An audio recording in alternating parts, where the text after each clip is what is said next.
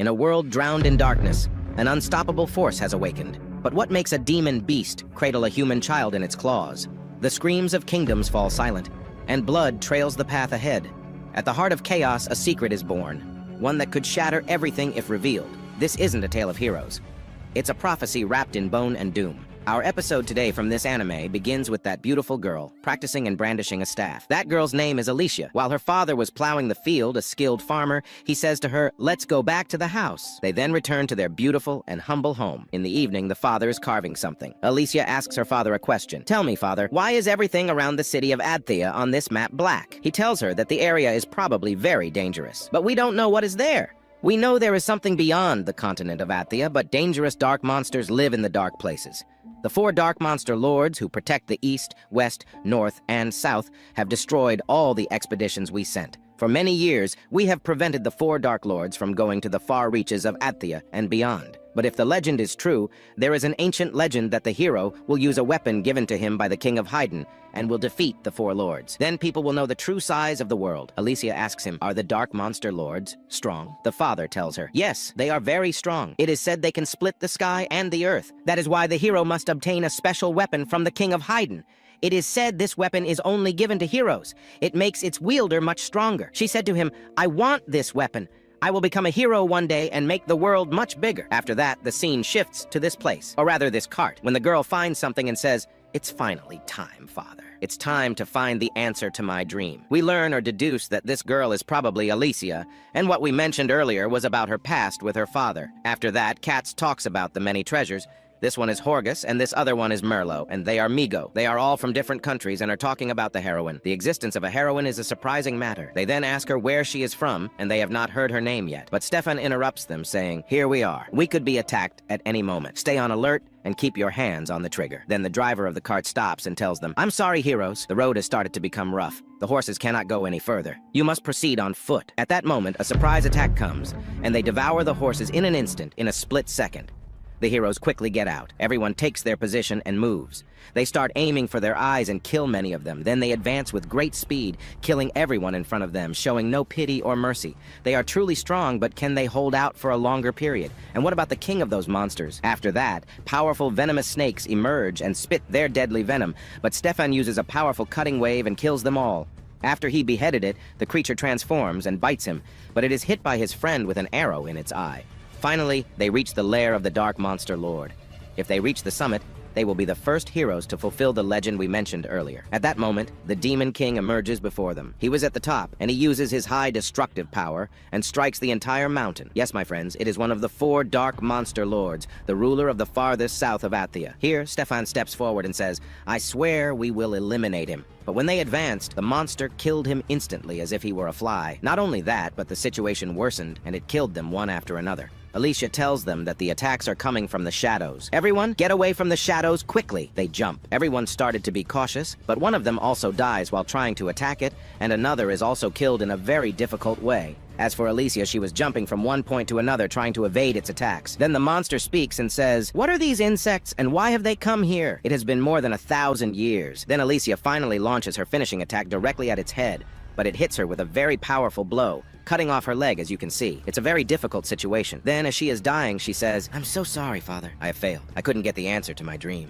After that, we now move to the kingdom of Haydn, where we see some humanoids making weapons. Then they look up. Perhaps something is coming. Yes, my friends, it is the decisive moment. A black wolf monster comes to them, blowing up entire places. The dark monster spreads terror, destroying the land with its immense power. Then it says to them, "The heroes who invaded my land said that the king of Haydn chose them. This means the king is now in that palace. But I will kill everyone who stands in my way, just as they did before." The archers try to shoot at it, but it deflects the blows with great ease. Then it rushes at full speed, wanting to enter the fortress. Everyone prepares. Yes, it is war. They get ready and bring the catapults, launching with all their might, but it has no effect on it. Nothing affects it. It is very strong. They try with it again, to no avail. At that moment, it kills them all. After that, someone enters to the king and tells him, "My lord, you must flee quickly. A dark monster has appeared near the castle, and it now wants to storm the palace."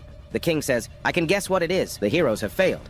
the power of Haydn's blades. The mana power of Hydrorite was not strong enough in my generation. Then one of the soldiers said, "The dark monster has reached the castle," and asks the king to flee quickly because we cannot stop it. The king told him, "If we cannot stop him, there is no point in running. We will seal the forge. The fire of Haydn must not be extinguished." Then we see the soldiers running after each other, saying, "Open the eastern gates from the 1st to the 6th. Bring out the connected catapults. From the 1st to the 6th, the second connected catapult company is in position. Target the monster clinging to the castle. Target it quickly." Another soldier speaks to him, saying, "But we will hit the castle. We cannot hit the royal castle with the royal catapults." The second one speaks to him angrily. "All we have to do is protect the king and the king's forge." Then the monster speaks, "There was something different about the heroes." The soldiers begin to shoot arrows and weapons at it, but it blocks everything. The weapons, as I expected, those red blades hurt my horns. Even insects can pose a threat to it. If that is what distinguishes the human race, I must see for myself before it grows stronger. We see the king open this gate, but the monster destroys it and enters to the king in his palace, saying to him, "I have found you. You must be the king of Haydn." Then the king speaks to him, saying, "A monster like you has no right to use human words."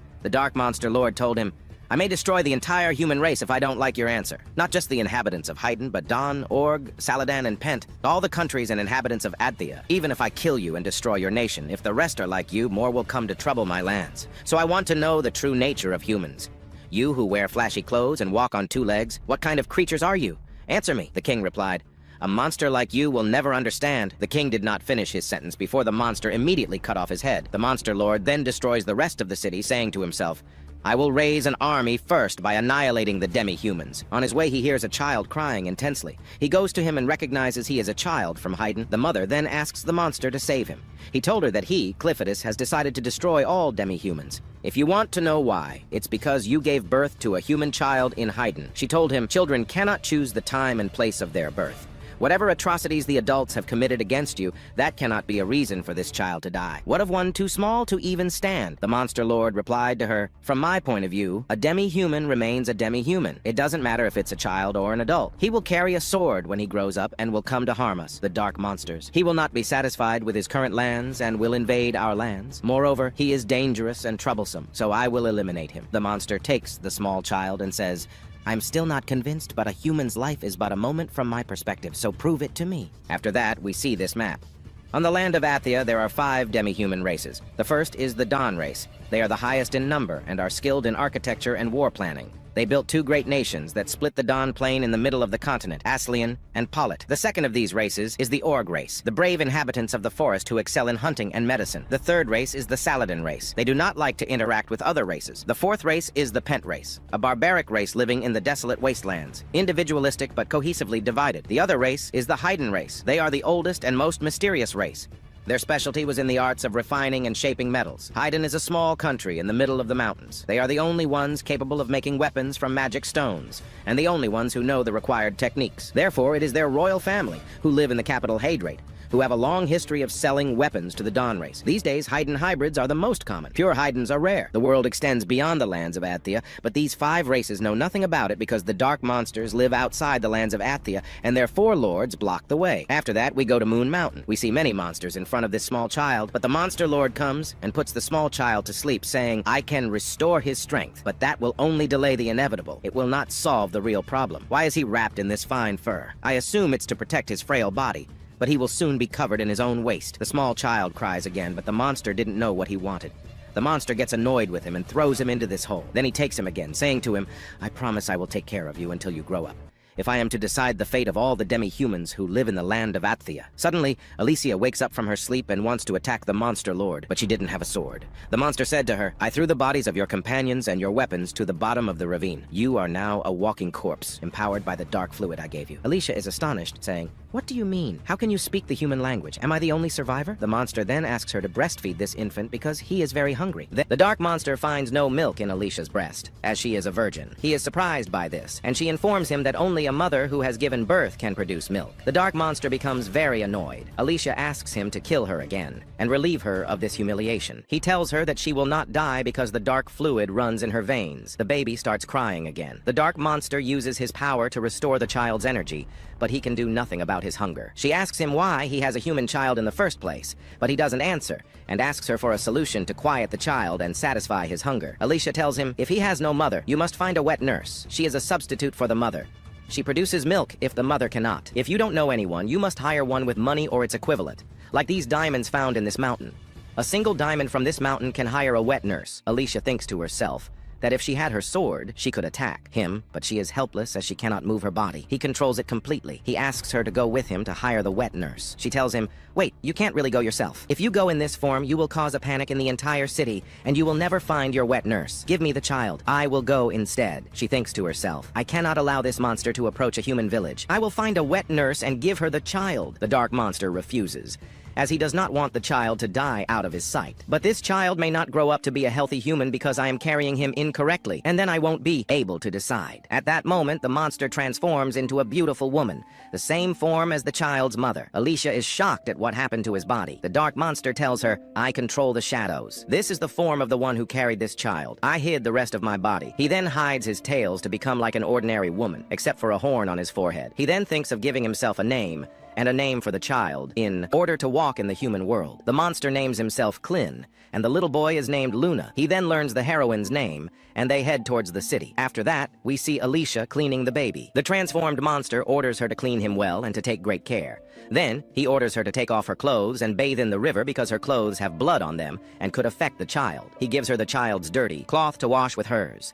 She begins to wash this piece of cloth and finds the crest of the royal family of Haydn on it. She learns that this child is from the royal family. Elsewhere, we see a young man on his horse, marveling at what has happened in the city. A single dark monster did all this to the city. He blames the king for sending the warriors and provoking the dark monsters. He says that the princess's fears were justified, and the plan was for her to escape the castle with her son. This means the little boy is the princess's son, but this young man does not know what has happened. He calls out, "Is anyone alive?" But no one answers him. In another scene, we see a gang and their leader, whose name is General Drill. He orders one of his followers to send a messenger to inform the emperor that the legend has fallen with the destruction of Hydrate Castle and the probable death of the king. We must move elsewhere. There is a possibility of the dark monsters gathering from the south as well, since it is undefended. But more important are the secrets of making arcanocite, which only the royal family of Haydn knows. We must not let another country steal it before us. I will return to the border and restructure our armies. Then this general orders one of his followers, named Maynard, to stay here and search for survivors of the royal family and their relatives, and to capture them alive, if any are found. The scene then shifts to Alicia, who is shouting and holding this garment high, saying that this child is from the royal family. Only members of the royal family are allowed to bear this crest, which means this child carries royal blood. Did you know that when you kidnapped him? The transformed monster informs her, "I did not kidnap this child. He was entrusted to me by a woman who looked like this form I am in now." Alicia is surprised and calls him a liar. The transformed monster replies, "I am telling the truth. I found him at the destroyed castle. I destroyed the castle while I was killing the king of Haydn." Alicia is very surprised that he has killed the king. "That's because you attacked us first," he states. Alicia tells him, "If the king is dead and this child is from the royal family, everyone will be looking for him. That's because the art of making arcanocite is said to be something only the kings of Haydn can do." The transformed monster realizes that this craft is the one used to make the weapons they fought him with. "I was wondering why I decided to raise this child, but I understand now. He carries the fate of a bloodline he cannot resist.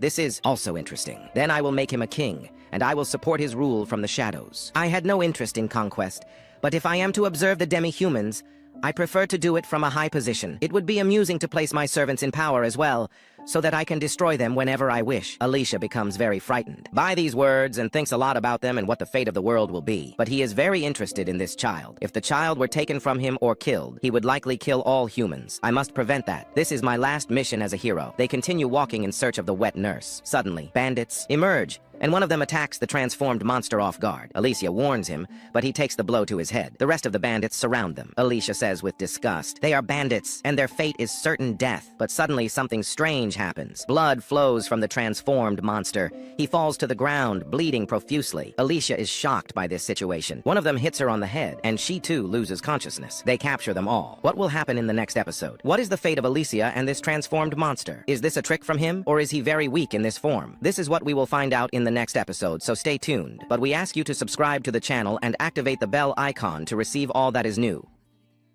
The episode begins with Alicia waking up inside a carriage. She's tied up, a prisoner, along with Klein and several other captives. However, Klein appears strangely calm, almost as if none of this phases him. Alicia, confused by his attitude, leans toward him and asks, "Why are you so calm? Aren't you worried?" Klein glances at her with a faint smile and replies, "What matters most is that my little girl, Luna, is safe. She cried for a bit, then fell asleep." Alicia blinks, taken aback by his composed tone. She edges closer and whispers, "What exactly is going on here? Why did that blow you took before we were captured knock you out so easily? You're clearly not as weak as normal humans, especially after seeing you transform before." Klein chuckles lightly, as if amused by her question. "That's not exactly true," he admits. "I was surprised, that's all. I underestimated how fragile this human body is. Far weaker than I expected." Alicia frowns, then glances around before leaning in closer. "Then why don't we escape right now?" she asks urgently. But Klein shakes his head, his expression serious yet oddly amused. "No, not yet. I'm human now, and I will stay this way until Luna takes her rightful place as queen. Besides, I want to see the nature of humans up close for a little while." He looks at her and calmly says, "So, tell me, Alicia, what's happening here?" She sighs deeply and answers, "We were attacked by bandits. Seems like they plan to sell us to slave traders. These thugs are the worst of the worst. They wouldn't hesitate to use dirty tricks to get what they want."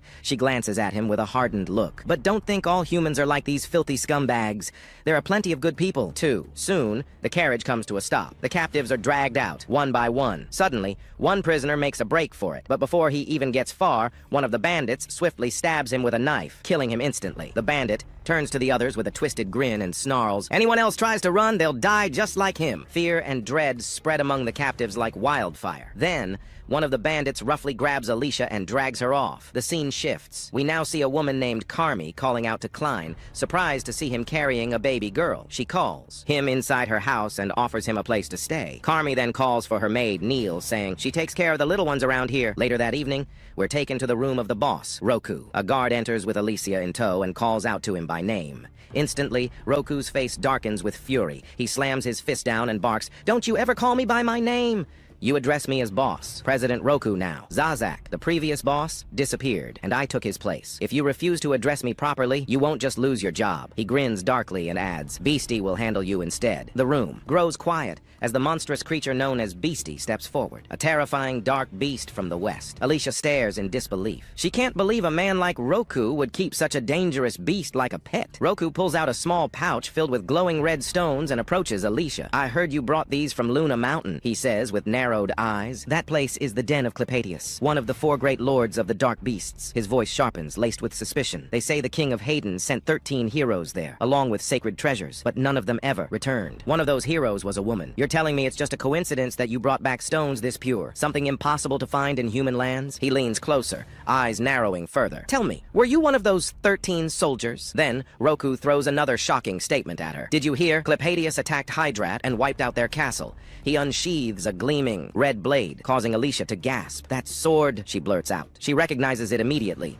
No one but Hayden's royalty can craft a blade like that. Its redness a sign of purity and incredible power. It's said that wielding such a weapon amplifies a fighter's strength many-fold. But Roku smirks coldly. "Oh, this? It's fake." He casually waves the sword in front of her. "We don't just sell slaves here. We sell counterfeit weapons, too. Most people are too dumb to tell the difference between real and fake anyway." He then explains, "There are only 2 ways to obtain the sacred treasures. Either become a hero officially recognized by the king, or steal them from a dead hero. And frankly, that's the easier option." He chuckles darkly. "Most heroes die at the hands of dark beasts in their lands anyway. Their bodies are never found." Then Roku stares directly into Alicia's eyes. "So, where's your sacred treasure? And where are the other 12? Alicia clenches her fists and stays silent. Roku's smile fades. He orders his guards, "Make her talk. Tomorrow she's leading us to the sacred treasure. She's our key to finding all 13. The guards drag her away. Later, we see Klein working in the local tavern, serving food and drinks as part of his cover. The customers mock him openly, laughing at his pale, fragile appearance. Nearby, Carmi chats with her friend about Klein. "That boy's strange," she whispers. "I thought he had orc blood because of the horn on his head, but his body's too weak,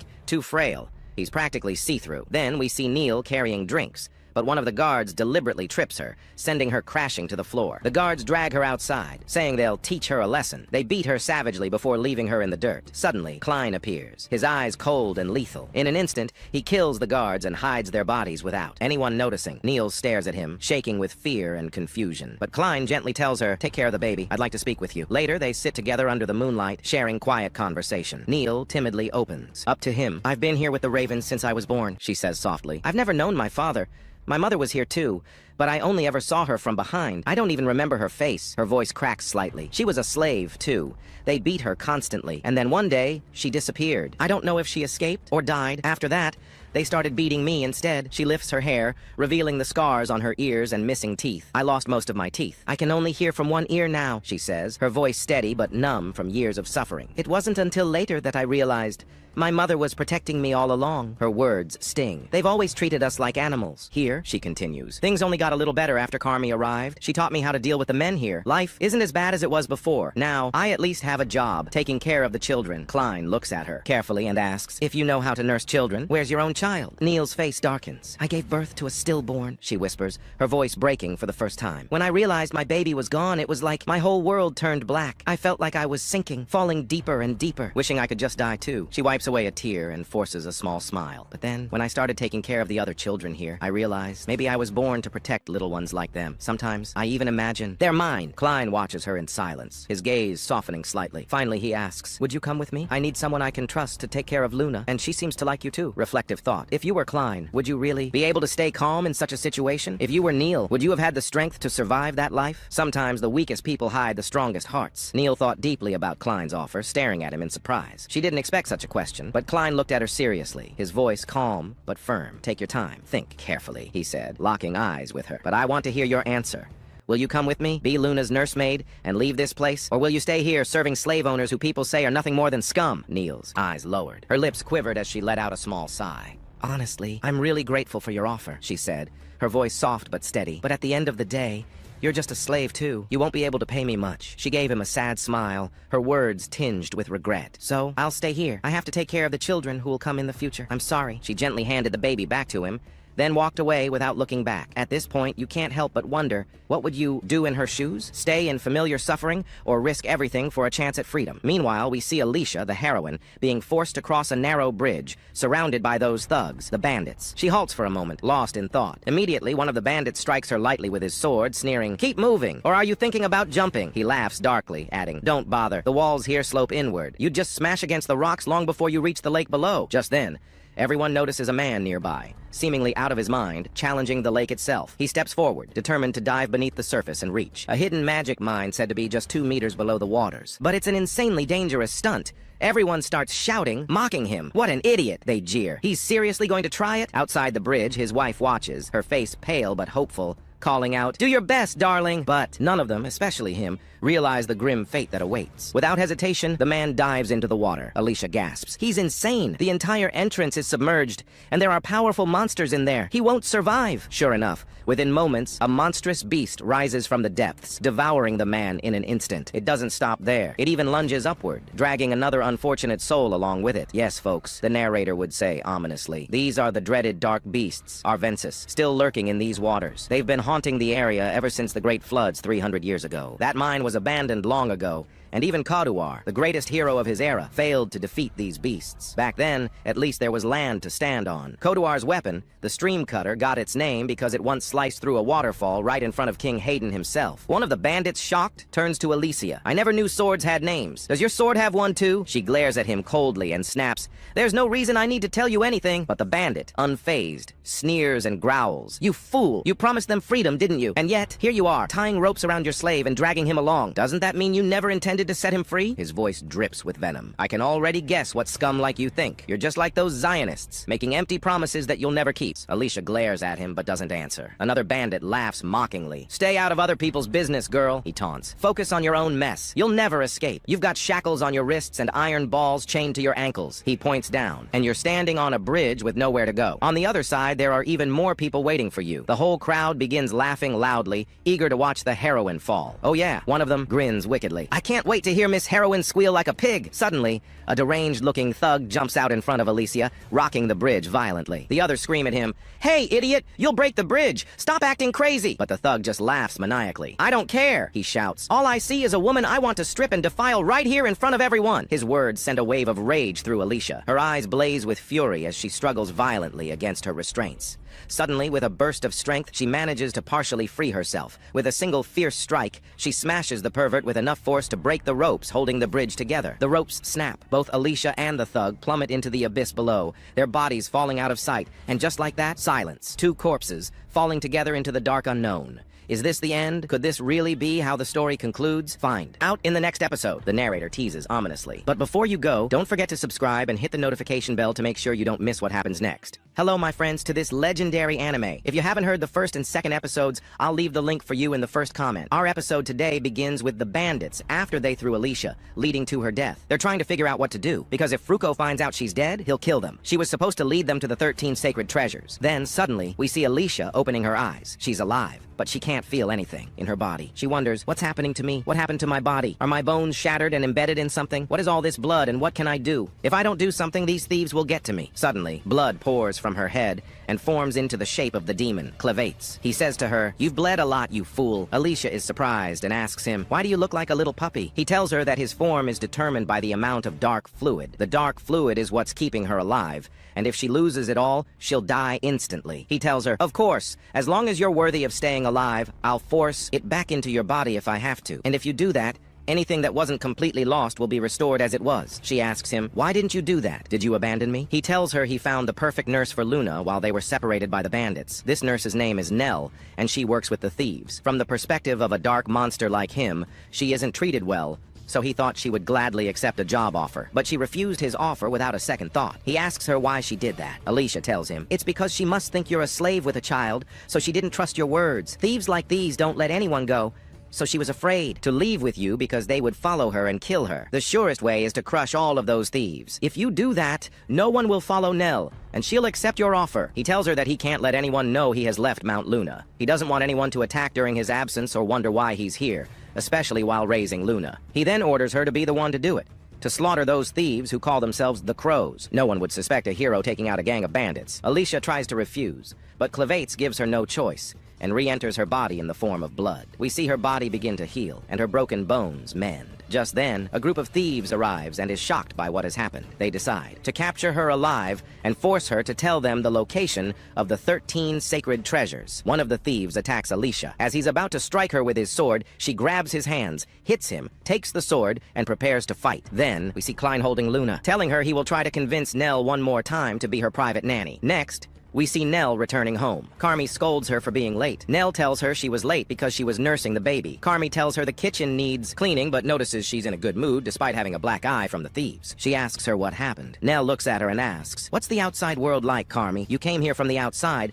but I was born with the Crows and have never known anything about the world beyond. So I wonder what it's like and what it feels like to live in it," Carmi tells her. "Most of the women here besides me either lost their homes out there or did something bad and ended up here. I don't have any good memories of the outside." She asks her, "Why are you asking me this now? Are you thinking of leaving, Nell?" Nell gets nervous and tells her she's not thinking of leaving at all, but she's curious about the outside world. Someone asked her to go with him to the outside. As they're talking, we see the boss, Fruko, listening to them. When Carmi finds out that a slave suggested Nell go with him to the outside world, she slaps her and tells her that will never happen. "You will stay here, and you will die here." The boss, Fruko, enters. Carmi is surprised and asks what brought him here. He tells her he came to see something special he heard she had, the baby, Luna. Nell tells him she's in the stable. The boss, Fruko, leaves and asks Nell to go with them. Then he says to her, "Come on, Nell, come and help me. I need you now." "Wait, sir, you shouldn't take her," the other woman said, seemingly well aware of the consequences. She told him to wait, but he just glanced at her and paid her no mind. Then they left. Innocent Nell did not know her fate. Write for us in the comments what you think Nell's fate will be. After that,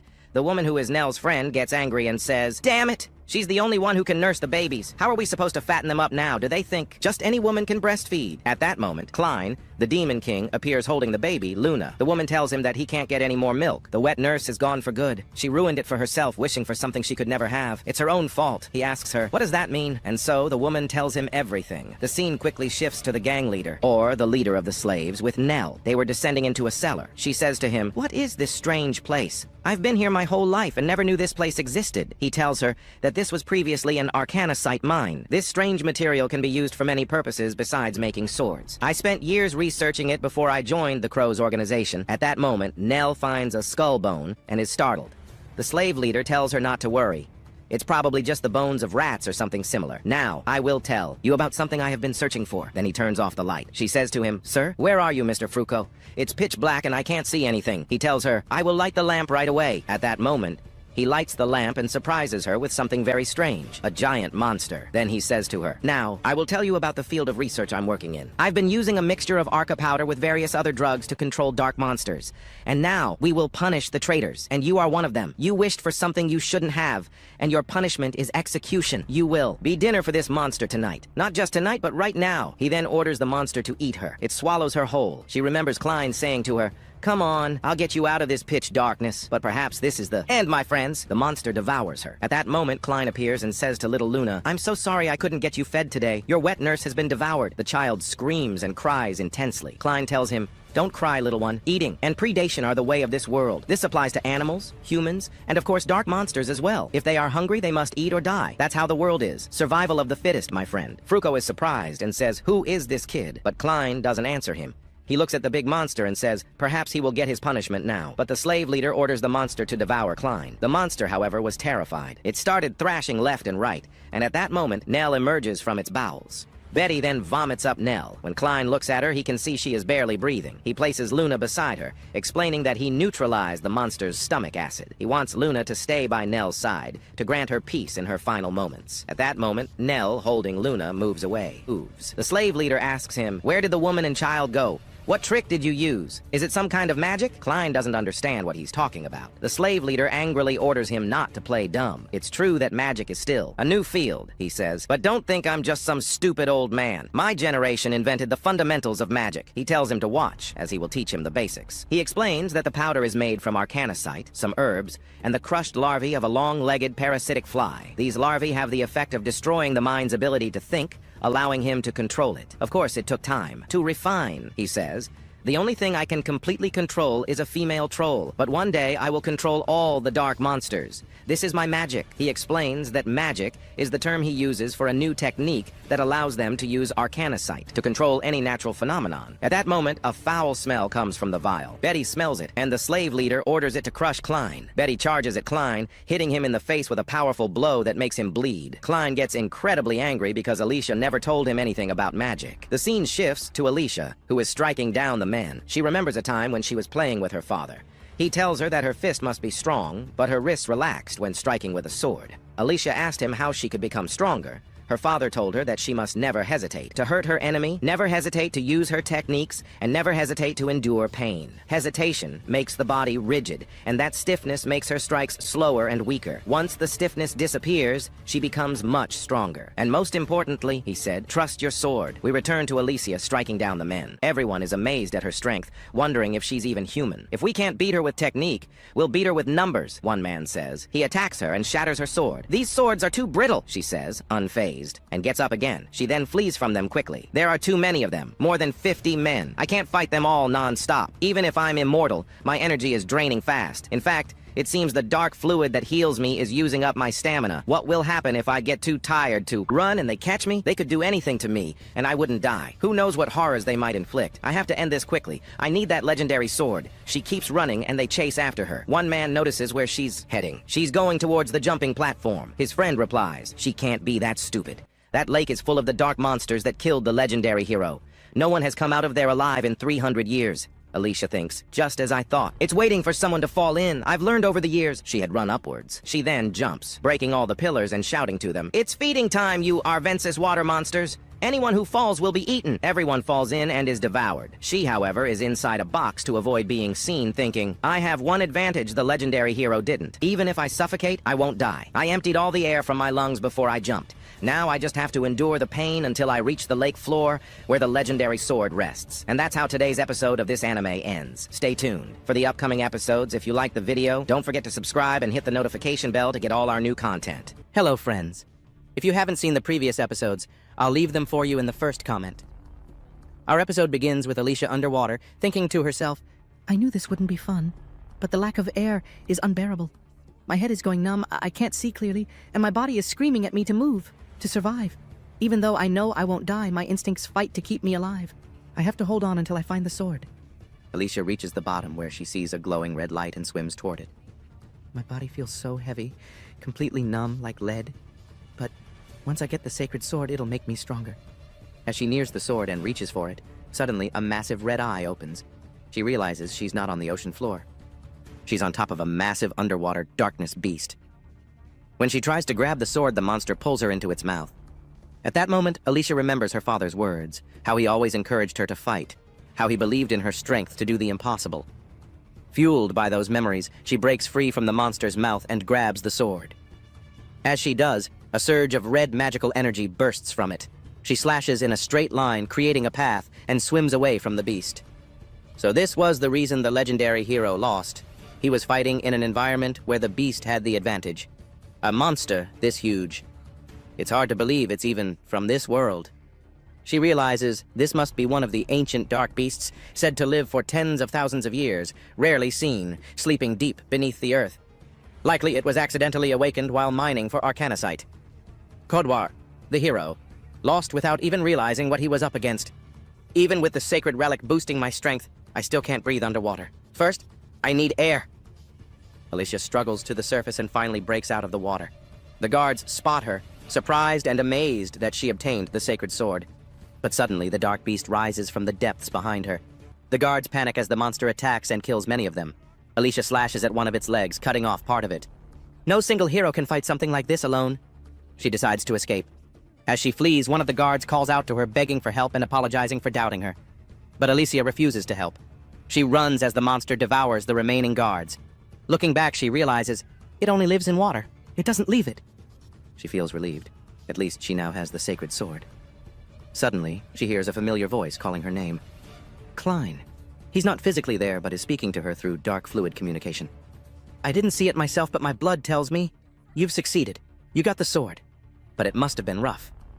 She tells him she ran out of oxygen and had to fight an ancient beast, and is furious that Klein didn't help her when he sensed something was wrong.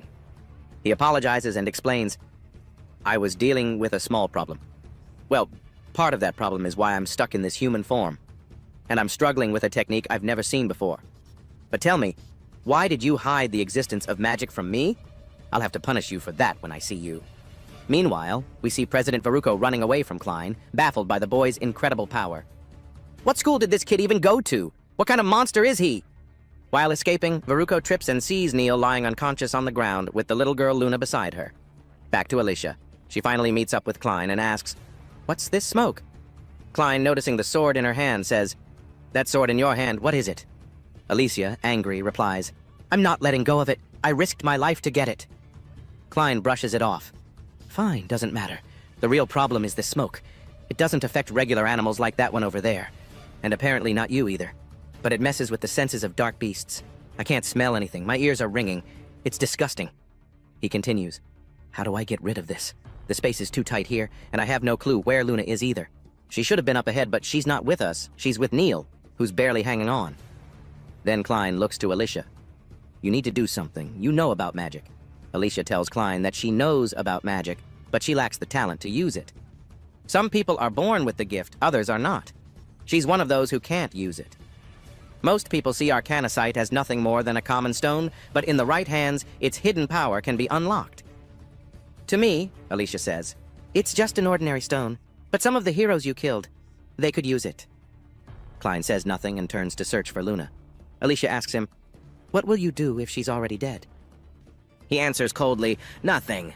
But if she is, then I'll lose all interest in humanity, and I'll destroy everything. Alicia suddenly understands Luna is the only thing keeping Klein from wiping out humanity. They begin searching together. Soon, Alicia finds a trail of blood. Klein explains that Neil had been bleeding badly, and though he tried to stop the bleeding, she should never have moved. Either she crawled somewhere, or something dragged her. Either way, she can't have gone far. Cut to President Veruco carrying little Luna. Nearby, Neil lies barely conscious, grabbing onto his cloak, refusing to let him take Luna. Veruco, growing frustrated, starts hitting Neil to make her let go, but she refuses. Then, in a chilling moment, Veruco draws his sword, deciding to cut off her wrist if necessary. He knows Luna has magical energy and is determined to escape with her. At that moment, Alicia arrives and shouts, Stop! Veruco turns, shocked. What happened to my elite guards? He asks. Klein responds simply, They're dead.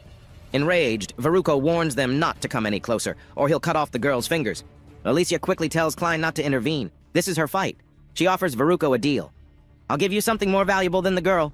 She reveals her sacred sword and says, I risked my life to retrieve this from the bottom of the sea. You can have it, in exchange for Luna.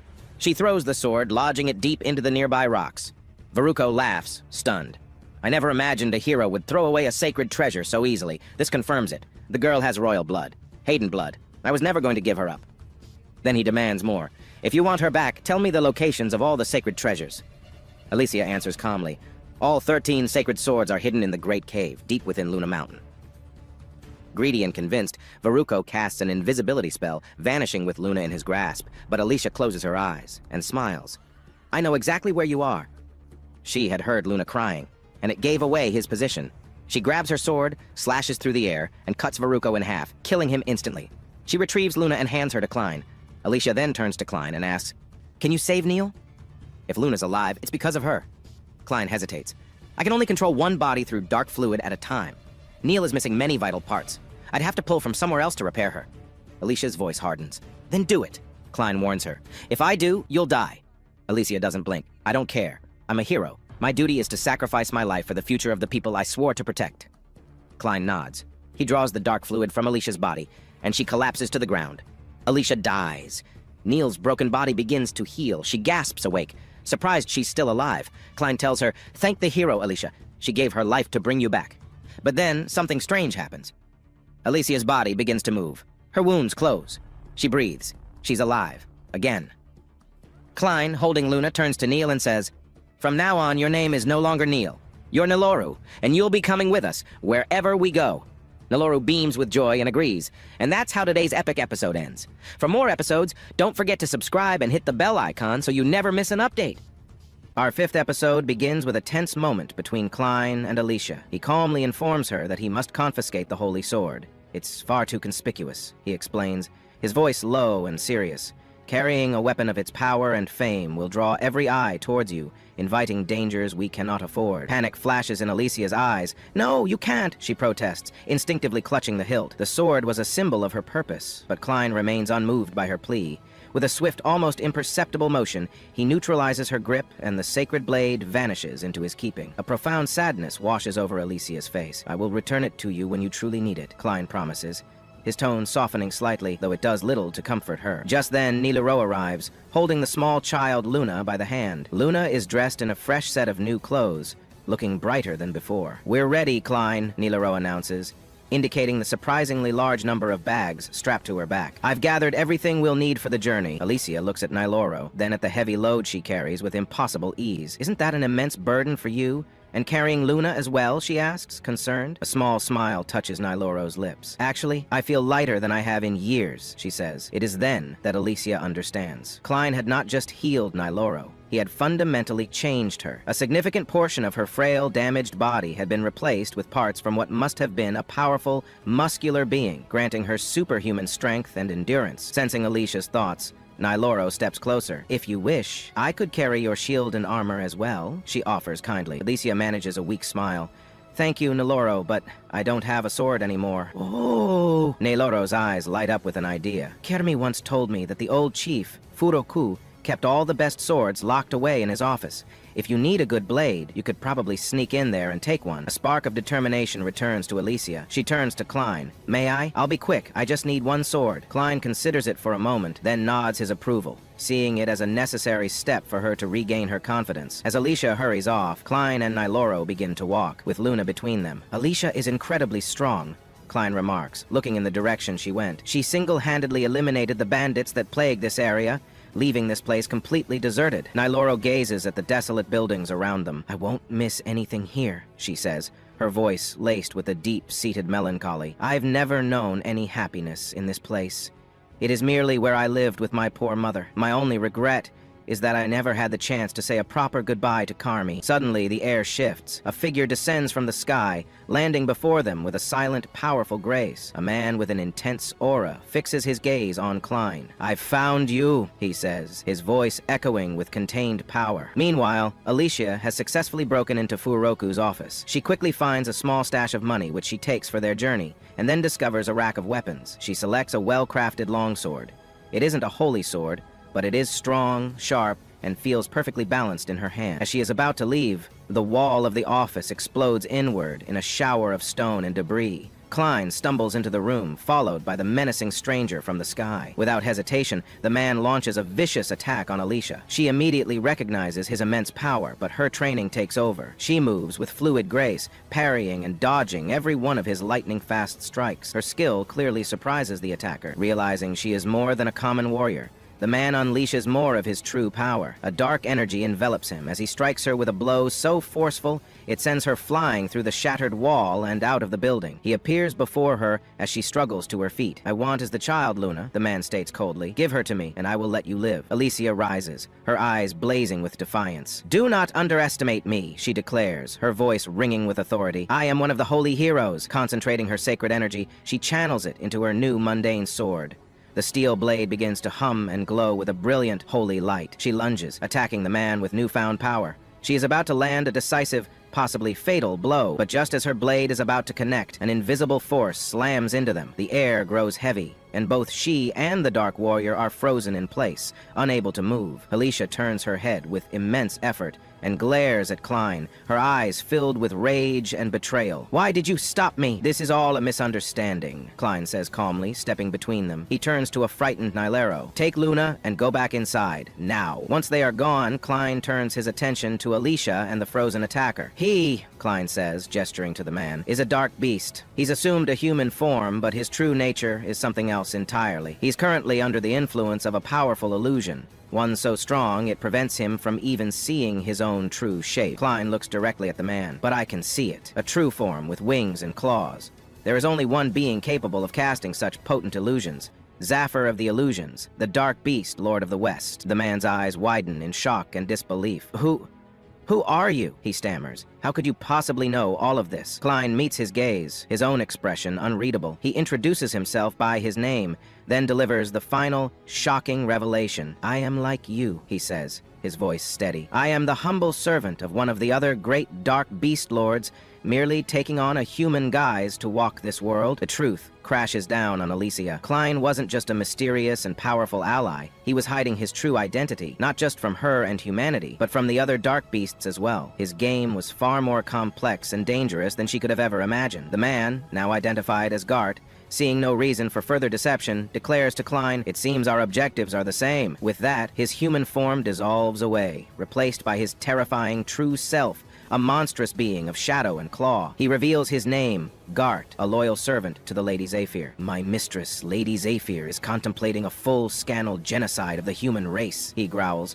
his voice a low rumble. "Just as the great Clevatis incinerated an entire human city, she believes it may be the only way." Gart then turns a skeptical eye back toward Klein's human form. "Now prove to me that you are truly one of us. Show me a sign that you are a dark beast." In response, Klein doesn't undergo a full transformation. He simply allows a single, powerful, armored tail to manifest behind him, whipping through the air with menacing force. For Gart, who recognizes its power, this is proof enough. He reverts to his human form, the monstrous features melting away as if they were never there. Alicia watches this exchange in absolute terror. She is standing before not one, but two dark beasts, beings of immense power who can masquerade as humans with perfect ease. A horrifying question floods her mind. How many others are there? Are they everywhere? This revelation shatters her worldview. It means the holy heroes were never fighting the real war. They were merely skirmishing on the surface. The world of humans suddenly felt so much smaller, so much more fragile than she had ever imagined. As if hearing her silent panic, Klein glances at her. "There are no other dark beasts who can take human form," he says quietly, and Alicia flinches, horrified that he could so easily read her thoughts. Gart interrupts, his gaze falling upon Alicia with undisguised contempt. "Why do you travel with this human? She is a holy hero, our sworn enemy." "She was a hero," Klein corrects him smoothly, "but she is my servant now. I placed a binding spell on her. She is now completely obedient to me, a useful tool to help me understand the nature of humans." Gart scoffs, unimpressed. "I care little for your games, but be warned. If she, the woman Nilero, or the child Luna stand in my way, I will eliminate them without a second thought." Klein's calm demeanor instantly vanishes, replaced by a deadly chill. "If you so much as touch them," he says, his voice dangerously low, "you will not live to see another day." A tense silence hangs between them before Klein continues. "Now it's my turn to ask the questions. What do you mean your mistress is contemplating the extermination of humanity? I know Lady Zephyr. She is eccentric, a watcher who finds humans fascinating. The orcs of the western forests worship her as a goddess. What could have possibly changed? Alicia's mind races as she listens. Klein is right, she thinks. That's why the heroes never venture into the Western territories. The forest is impassable without the cooperation of the orcs, who are loyal to Zafra. Gart lets out a frustrated sigh. 3 days ago, he begins, while flying over the mountains, I saw 2 dark beasts in a state of extreme distress, searching for their young. For a month now, our children have been disappearing. This was the 9th child of a dark beast to vanish without a trace. We don't know why, but I am certain humans are involved. The scene shifts to a flashback. We see Gart kneeling before the majestic and terrifying Lady Zephyr. We can never trust the humans, she tells him, her voice like shifting glass. The time for observation is over. You will infiltrate their world, spy on them, and if necessary, she declares with finality, you will prepare the way for humanity's complete and utter destruction. Returning to the present, Gart explains, the young beasts vanished from the southern mountains. I came to this region searching for clues. Klein nods slowly, processing the information. It's possible more of your kind will be taken, he says, his mind connecting disparate pieces of a puzzle. He recalls his conversation with Carmi, the old woman who had looked after Nilaro. She said the women in this town were forbidden from having children. She spoke of strange people in black cloaks who came to buy any infants that were born, always muttering something about talent or aptitude. She saw Chief Furoku meeting with them. That's why she killed Nilaro's 3 newborn children.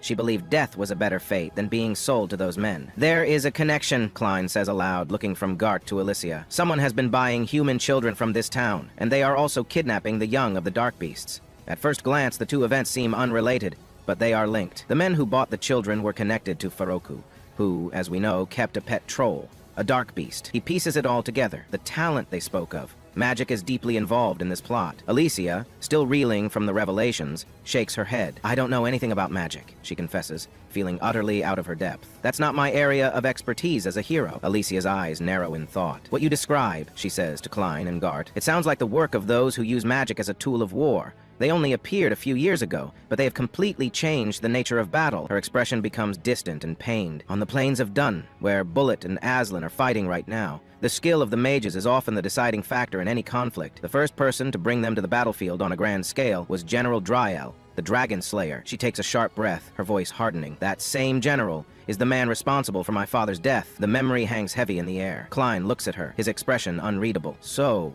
Alicia, he asks softly, did you come all this way to kill me, instead of pursuing the man who actually killed your father? It was my father's final wish that I do so, Alyssa replies, her voice barely a whisper, closing that painful line of inquiry. The scene dramatically shifts eastward to the formidable High Gate, inside Aslan's military encampment. We see Commander Rhodes strategically directing his troops on a large map. The tension is palpable. A subordinate, Miguel, rushes in with a report. Commander!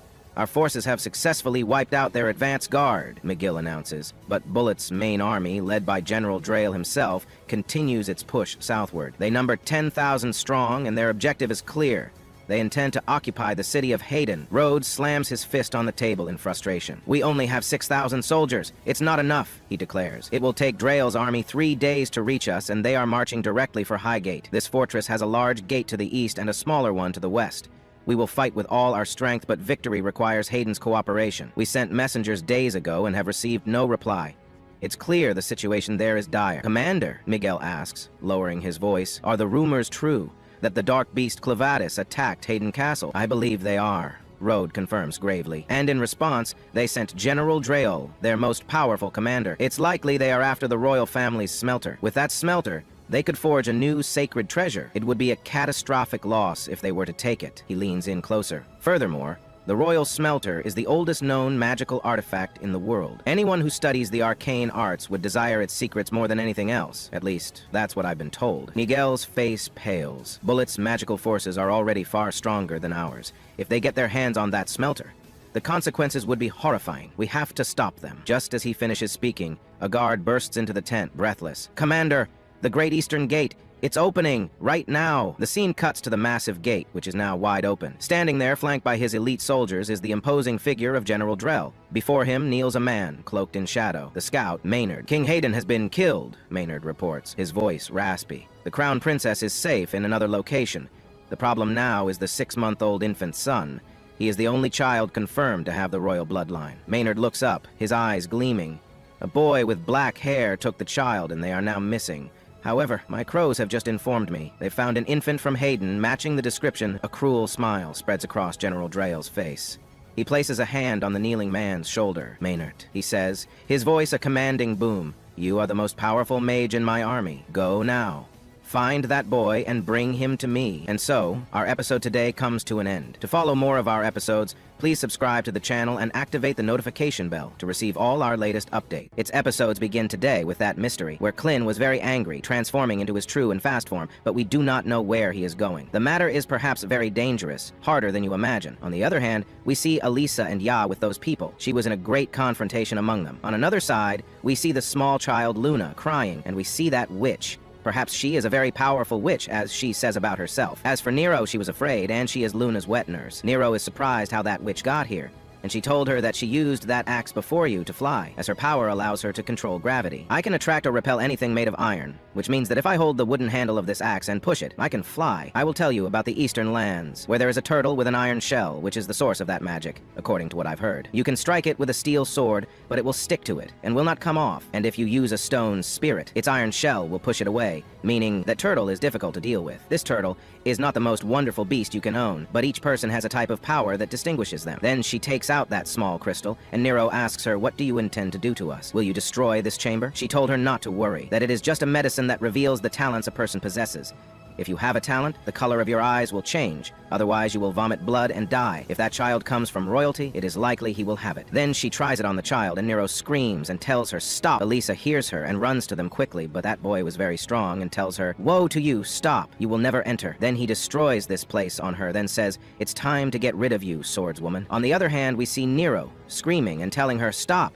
You cannot destroy the life of a small infant child. This is not right. This is not ethical in any way. Nero tries to pull off these iron bars, but the witch tells her, don't waste your time. These bars would need 2 charging bowls at their full strength to be able to destroy them. But Nero did this with all ease and destroyed the bars. This was also from the intensity of her anger. Meanwhile, we see Elisa saying, I will never be defeated this easily. Then she descends upon this beast and eliminates it, and runs quickly to enter where Luna is. She enters and finds Nero holding the small child while the witch is lying on the ground. Elisa asks her who destroyed this big hole in the chamber, and Nero told her that she was the one who did it, and that I pushed them with all my strength and blew this place up. Elisa is surprised and tells her, how could you do this? But in the end, we must protect Luna, for they want to take him from us by any means. And when Clin returns, he will take revenge on them. And now you must trust me and hold me well, because we will jump down. Then they jump and meet more insects, and Elisa cuts them all up as if they were flies. Then they run while the witch gets up and confronts them again, but they escape in the end. And the witch wonders why that woman has such complete power.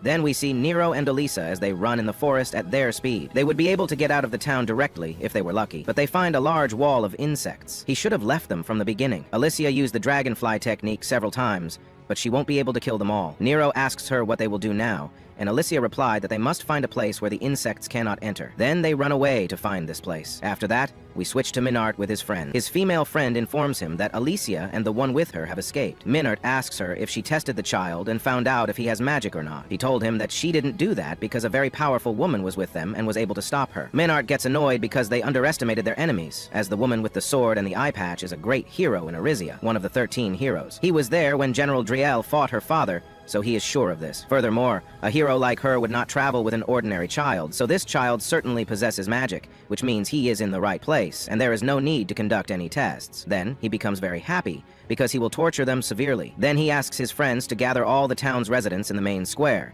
When the townspeople hear that Minart wants them all in the town square, they wonder why Minart and his soldiers want them to gather. Minart's soldiers are only 4 people, but the rest of the townspeople are armed, and even if they weren't, they are not at all afraid of these insects they unleash. If they wanted any fight, everyone is ready for it. But if Minart tells them his plan for this town, they will be with him. Minart scoffs at them, and then tells them that the first thing they need to know is that if their king had not died after his reckless maneuver, they would not be here. And perhaps they seem like an invading army to them, but this is not true. They came here to protect them, and to protect their people, as the master of the Dark Beasts attacked the capital of this country, and if he returns, this land will fall into the hands of the Dark Beasts again. It is clear that Hayden has no way to deter him, so they will do everything in their power to protect the human world, and they did not come to steal anything from them. The townspeople asked him about these insects, and if they had actually killed anyone with them. Minart replied that they had indeed killed one of the townspeople with these insects, but it was just an unfortunate incident, and this person was a girl who was a traitor to Hayden and an enemy of humanity. That is why he uses the insects, as it is his only way to catch this girl. They asked him about this dangerous criminal, as they know she is dangerous only to Minart and his soldiers, and was not dangerous to them. Minart told him that she is their enemy too, as she is one of the 13 heroes who caused. Everyone is surprised when he tells them that she is Alicia Glenfall, and now it is time to hunt heroes. After that, we see this large army with General Driel, and they are on their way. Then General Driel speaks to his troops, saying to them, "Do not stop hiding. Come out.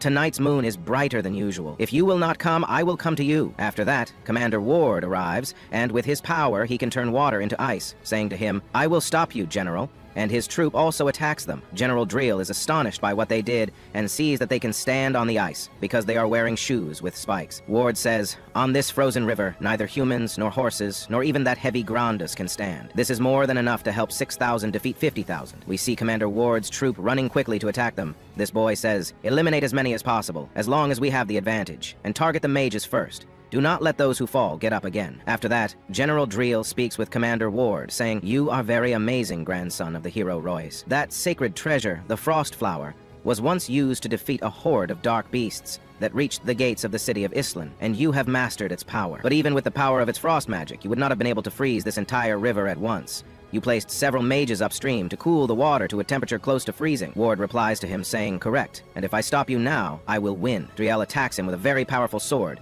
and we see Ward parry the blow and ask him to get off his horse. Then Driel says to him, "You are skilled with your weapon. The sacred treasure is powerful in itself, but you also have the strength to extract all its potential. Your strategy was perfect, but it is not enough to get there, not enough to break the world's shackles." Then we see General Driel use his power and strike everyone around him, saying to them, "Whoever was weak enough to die here does not deserve to advance beyond our world. I will destroy the legend of the heroes. There is no use in keeping a tradition that is impossible to achieve. Because of this tradition, we challenge an undefeatable opponent with means that cannot achieve victory, just like your ancestor and my former friend, who believed in legends and were thus defeated. We have continued this for thousands, even tens of thousands of years. This must end. In recognition of the splendid battle you have given me, we are moving forward. You can stay there and watch the world change." Driel moves forward, and suddenly a strong wind occurs, looking like a powerful explosion, and the Dark Lord, Klin, appears then in his monstrous form. They recognize each other, and Klin lets out a powerful scream, and a strong wind brings great pressure on everyone. He is very strong.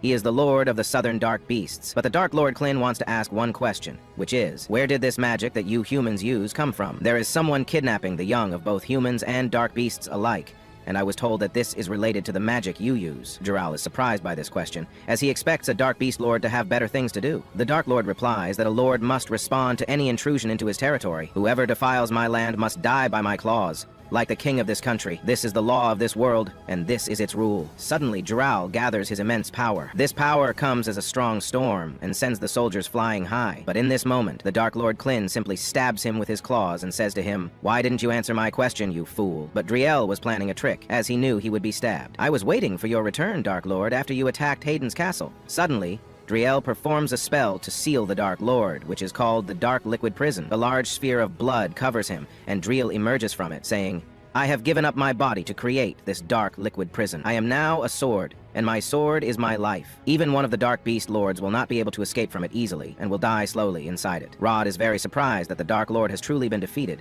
Then, after that, Driel orders all forces to advance to continue their march and their destination. From another side, we see Alisa and those with her as they continue to flee, and the villagers are searching for them to eliminate them, as they have been deceived by those villains who use the insects. I wonder, will they be able to succeed against these villains? And will the Dark Lord be able to free himself from this liquid and this dark barrier? This is what we will find out in the next episode, so stay tuned. But we ask you to subscribe to the channel and activate the bell icon to receive all that is new.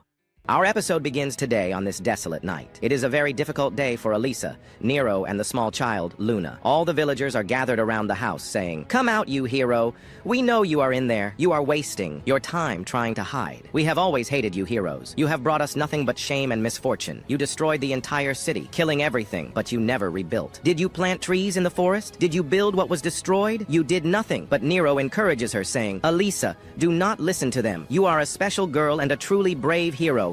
You saved my life and sacrificed yours for me. Alisa told her that words are very difficult, but I will just do what I have to do. Now get away from the window because it's very dangerous for you. The most important thing now is to keep you and Luna safe. Since we didn't leave the city, I expected this would happen, but I didn't think they would find us so quickly. It doesn't seem like the insect mage is here yet, but even if we escape from here, it won't do any good unless we find a place to hide. What are we to do now?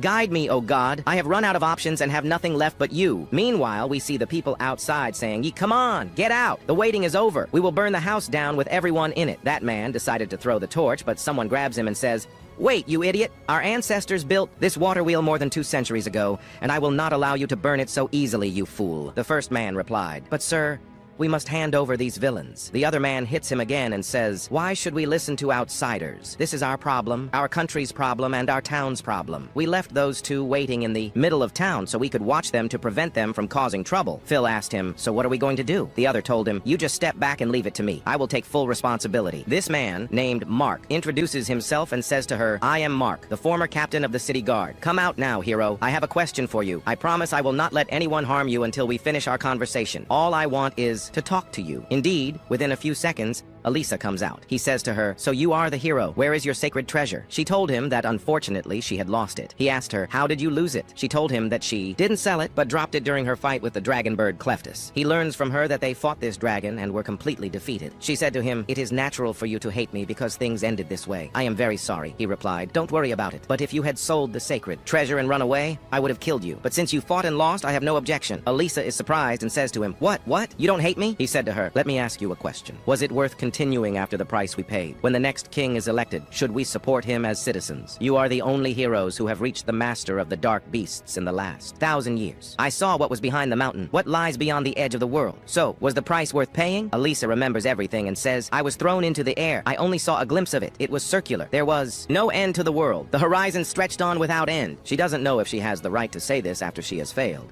But there are many things she couldn't have learned when her world was small. Then she tells them that there is much they can't obtain unless they dare to take the step, and there are people they will never meet. She learned this recently from an arrogant, scary person who treated her like a rag. But if she hadn't met him, her world would have ended before it could grow. So, there is meaning in expanding one's world. Transcending those peaks is worth the attempt, for the sake of the heroes who died trying as well, and she will not let anyone say otherwise. Mark responds with complete admiration that the only thing the last king did not err in was his choice of heroes. She can go now, and the elders will calm the young people behind them. They need their next king to do everything in his power. In the end, she must deal with the wall of insects herself, and they will take care of the soldiers. Before he can do anything, Menard appears with a huge insect and kills Mark. He then tells her that he will not let them leave without speaking to him. Alisa becomes very angry and asks him how he could dare to do that. He tells her that she has ruined his game. Alisa doesn't understand his words, so he explains that he means the game where he watches the hero of Hayden get beaten by the people of Hayden. He then uses his power, and at that moment, the army of insects appears. The men decide to go back into their town so that nothing happens to them.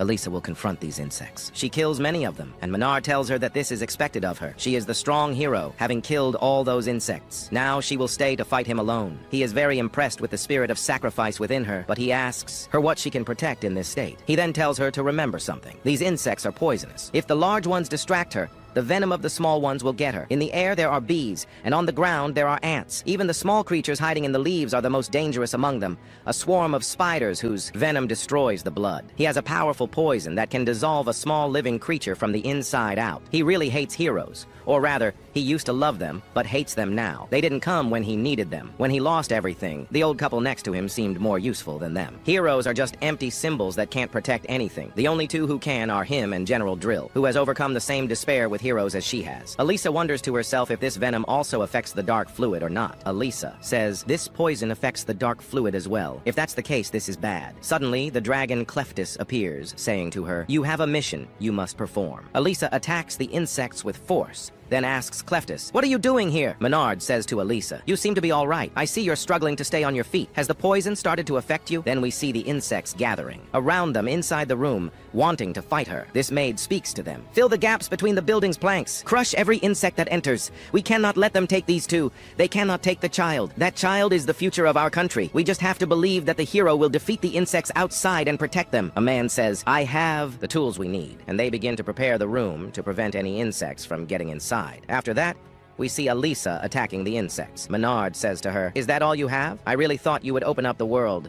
And you're this weak. You and the rest of the heroes are just fakes." Then a scorpion emerges from the ground, and Elisa becomes very frightened. The scorpion strikes her, and she falls into the water. Then he says to her, "You are moving slowly because the poison has weakened you. It's not strong enough to destroy your dark fluid, but it prevents you from healing until the poison wears off," he continues. Then Menard asks her, "Aren't you planning on coming out? I thought being in the water would protect you." We then see the insects chewing through the building where the others are hiding. It seems they are devouring the entire forest. Elsewhere, a man says, "Judging by the direction he went, the insect man is near the water wheel." A girl asks him, "Why didn't you go with the insect man?" He tells her that it's a ridiculous question because he doesn't want to die. Once his feast begins, it doesn't stop until nothing is left. Menard is the master of all insects, the most powerful and dreadful mage in Paulet's army. We return to Menard, who speaks to Elisa, saying, "Do you hear that? It's the sound of leaves being devoured, the screams of the forest. These are the larvae of a giant moth that hatches once every century and consumes everything in its path. They are found only on a single island in the east.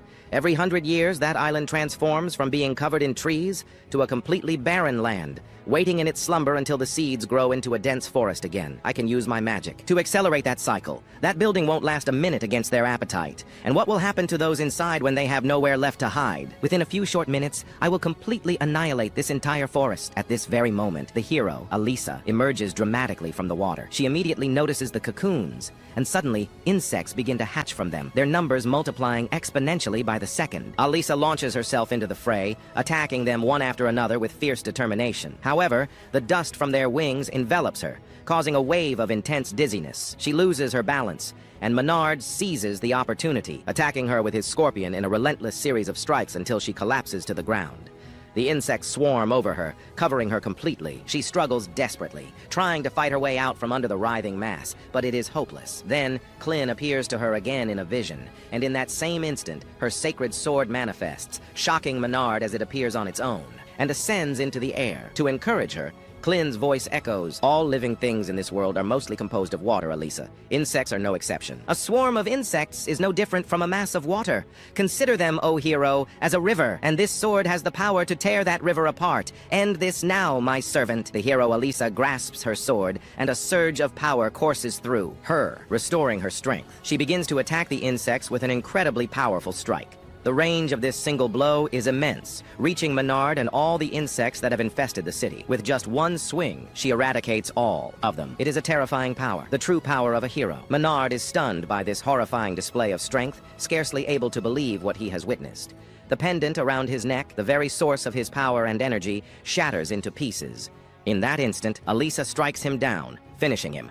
She then collapses to the ground. Nero rushes to check on her, but before she hits the earth, Klin catches her. He says to her, "You have wasted too much time on that weakling." He informs them that things have changed. "I have come to summon you," he says, then reveals, "I did not defeat Drill. It seems another master of the dark beasts is supporting him. Will our hero be able to free Klin from the dark fluid in which Drill has trapped him? This is what we will find out in the exciting events of the next episode. But before you finish the video, don't forget to subscribe to the channel and activate the notification bell to receive all that is new. The anime episode opens with Princess Tuala speaking with one of her commanders, asking for an update on the evacuation. The commander informs her that 80% of the people have reached the underground shelters. She tells him to speed up the process. She then asks if they have found any survivors from the castle. The commander tells her that he has no new information. She urges him to continue the search as she knows her son, Hydrius VI, is still alive. An elder woman tells the princess that she understands what she's feeling, but since the king is dead, she is the only one who can rule this land and must go to a safe place. The princess replies that she will not flee. As his mother, how could she escape when she knows her son is alive? The elder woman asks her what makes her so certain. The princess replies that she saw it herself. The melter, which the king had sealed, was glowing crimson. When a king dies, the melter appears dormant until the next king emerges. If it's active, it means someone with the right to be king is still alive, and her son is the only remaining member of the royal bloodline. Her first priority is to find him, as he is the only one who can use the melter. As long as the royal family possesses the melter, Haydn will remain Haydn. She won't leave until she finds her son, as she had wanted to leave with him before this happened, feeling that it would. The heroes they have aren't strong enough to defeat the dark beasts. If only she hadn't delayed her duties on the day of the naming ceremony, she would have been able to get him. Just then, a man named Fabio Flib arrives. The princess asks him for news. He informs her that the 50,000-strong drill army army clashed with the 6,000-strong Aslan army on the banks of the Maril River. The Aslan soldiers fought bravely but were helpless against the Rod army. But that wasn't all. Immediately after the battle ended, the Lord of the Dark Beasts, Clevatis, appeared and attacked the Drill army, wiping out more than half of them in an instant. But the next moment, the general created a strange sphere that trapped him, and he remains imprisoned within it. She asks if anyone has defeated a Dark Lord before. He tells her that Drill is coming with his remaining 20,000 soldiers. The princess is shocked.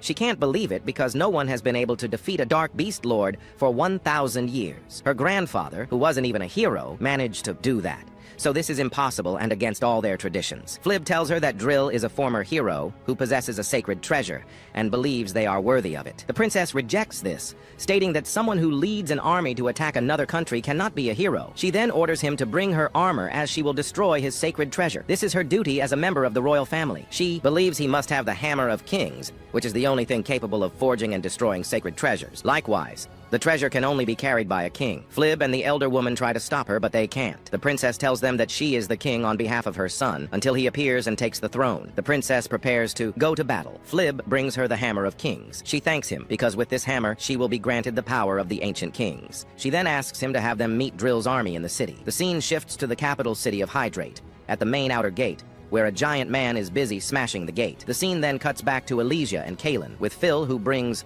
a young girl named Nay to them. Phil excitedly tells Elysia that Nay is a hero, as she defeated all those bugs with a single blow, and all her horrible injuries have vanished. He says he will be her servant as long as she is here, so she should tell him anything she wants him to do. Elysia asks him to bring Nilaro to her now, and he quickly rushes off to do so. Kaelin then speaks to Elysia, telling her that she has a servant now, just like he does. Elysia says she's very surprised by Phil's actions. Nay sits down and asks what they want from her, as she doesn't want to hear a long lecture. She asks if she can go, as her knees are starting to hurt. Kaelin doesn't recognize her, so Elysia tells him her name is Nay, one of the sorcerers who came for Luna. Elysia then addresses Nay, saying she thought she used magnetism, which is why she was easily captured. Nay replies that if they had attacked her with weapons, she wouldn't be here tied up like this. She is weak and can't stop anyone with her muscles, and her guards were easily defeated as well. She wants to know what's going on here. Elysia tells her that she wants information about Drill and his relationship with a Dark Beast Lord other than Clevatis. Nay is shocked and tells her she must have lost her mind. Where did she get such an idea? Elysia tries to rephrase the question, asking if she has ever seen his dark fluid before. The red blood that came out of his body and moved on its own was his blood. Naye replies that blood moving on its own is disgusting, and she has never heard of such a thing before. Kellen chimes in,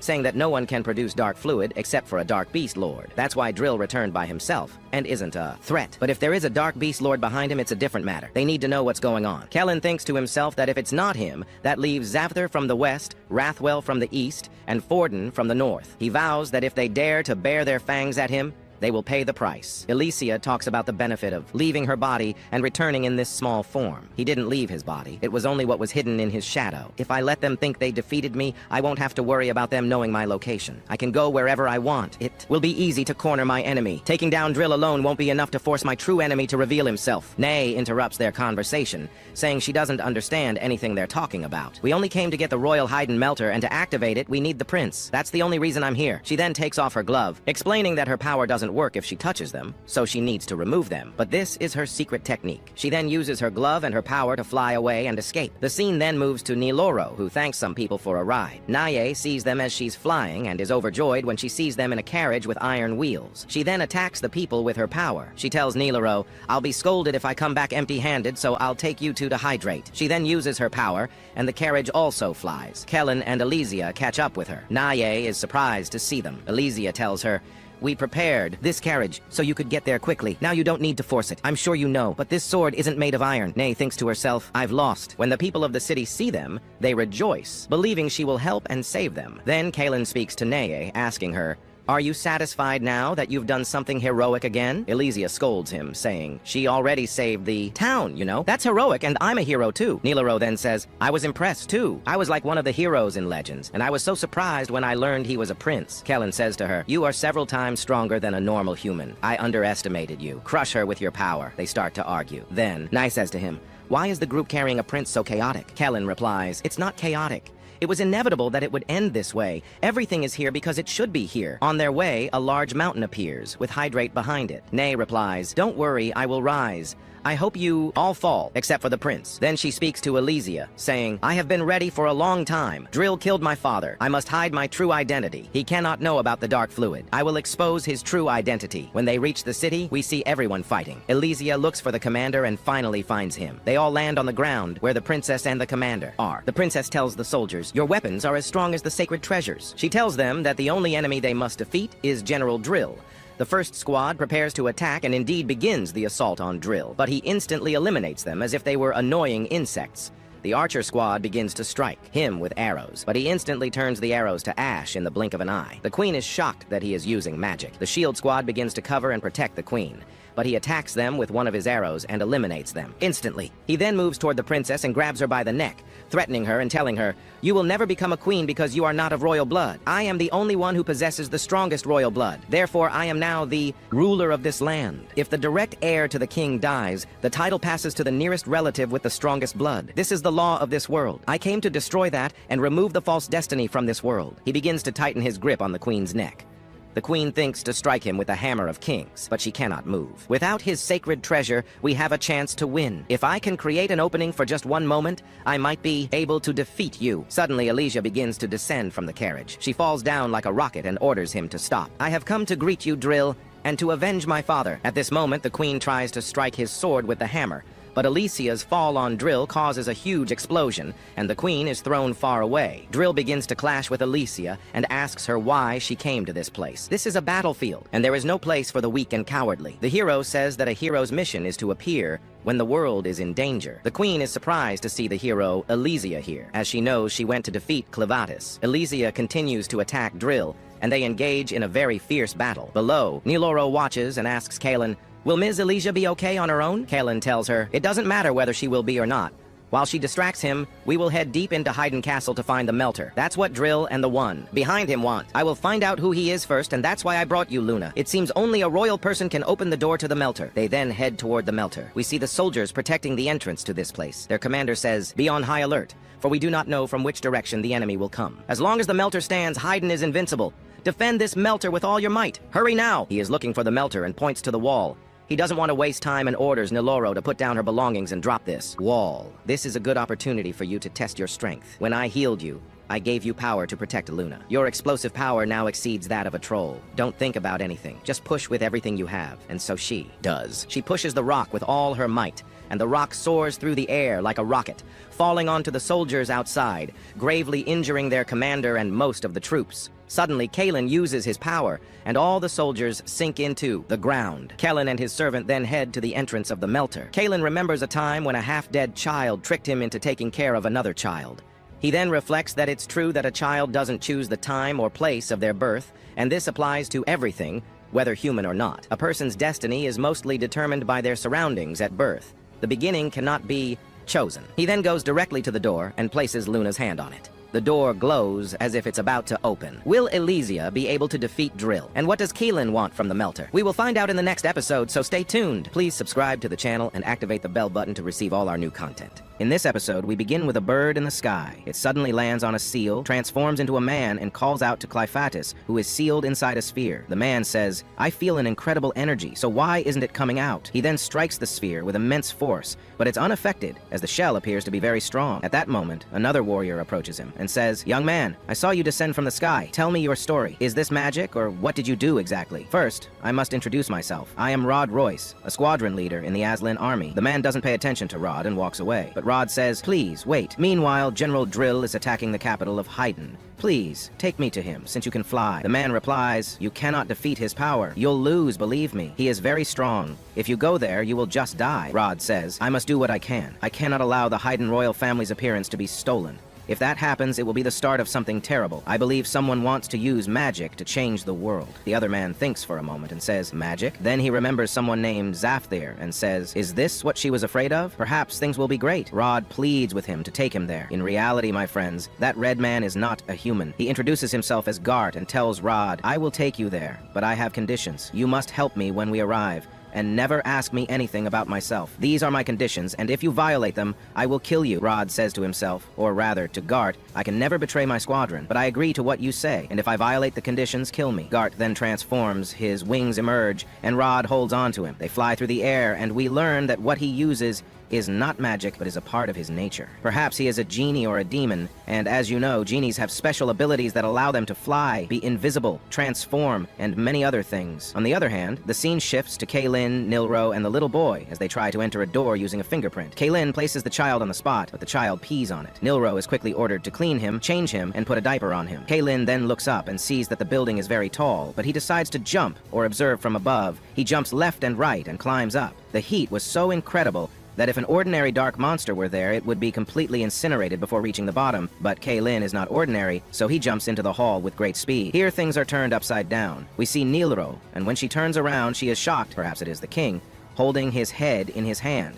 The king who was killed and beheaded by Kaylin earlier. On the other hand, we see that Kaylin has finally reached the bottom, but he was hidden in his shadow because the heat was very intense, and he would have probably been incinerated if he hadn't used that ability. He then picks up a stone and sees that the stones used in the building are not ordinary. He looks behind him and is shocked to see Nilro lying on the ground, and the door open, but he doesn't know who opened it. At that moment, he sees the king and is very surprised, saying, "How strange, I didn't expect to meet a headless king." Meanwhile, things were heated between Alyssa and General Drill, but he was very strong, delivering deadly blows. He tells her, "How do you call yourself a hero when you are this weak?" Drill then explodes the area where she is, but she manages to escape quickly. She searches for him and finds that he is heading toward the smelter, so she decides to go there to stop him. When Drill reaches the smelter, the commander arrives with her guards, who try to strike him with their weapons. Alyssa rushes toward him and uses the invisible spells and rising dragon spells to strike him, but she can't. Drill informs her that he was the one who taught the swordmaster this technique. He then uses his power and strikes her with it, and tells her that if she survives that blow with her limbs intact, Drill,